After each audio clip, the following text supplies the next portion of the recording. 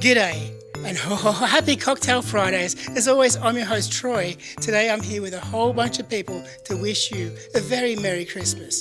Today I'm joined by Sharon, Lana, Caitlin, Brucey, Simon. and today we're making a Christmas Long Island iced tea. This recipe calls for Tequila. white rum, pink vodka, dry gin, triple sec, we also need apple cider, cranberry juice, garnish with cinnamon sticks, And candy canes.